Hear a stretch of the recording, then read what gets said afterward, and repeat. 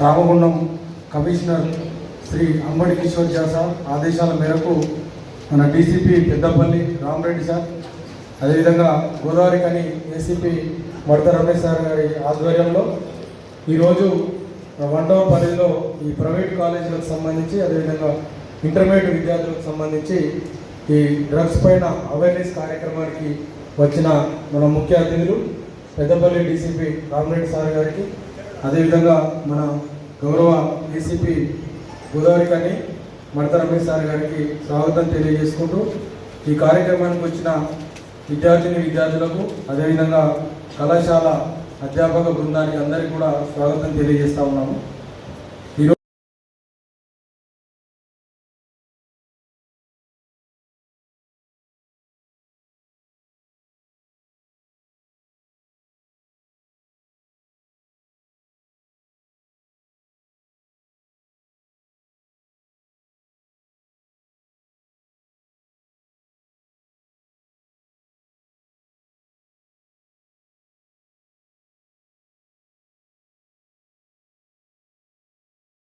అనుకుంటారు కదా,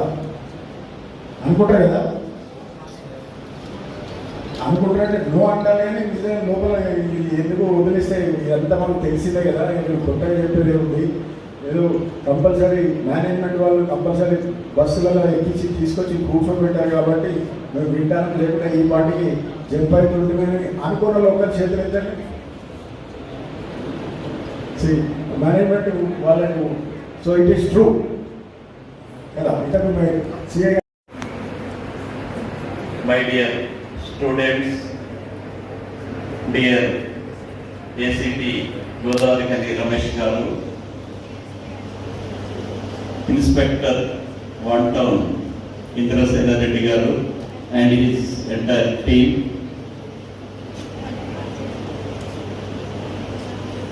print and electronic media friends, my dear students, ఈరోజు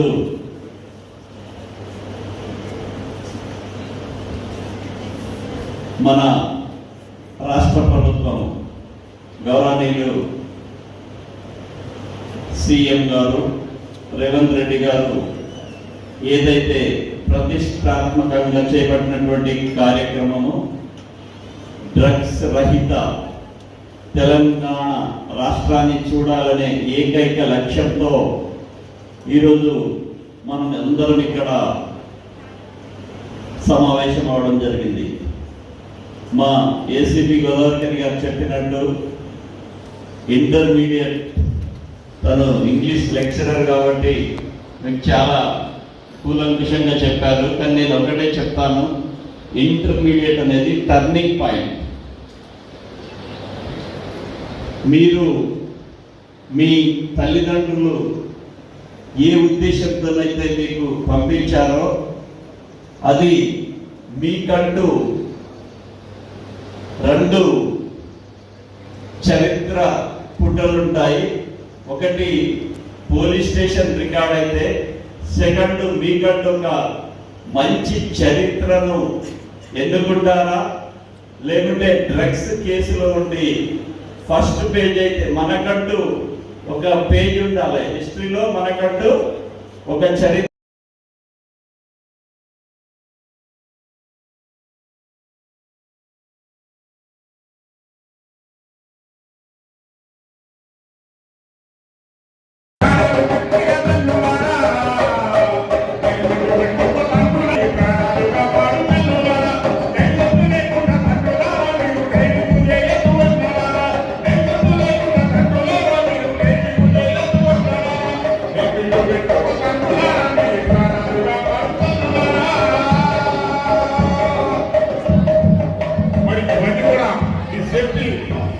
సేఫ్టీ ప్రికాషన్ తీసుకునేది మనమందరం గుర్తు చేసుకోవాలి.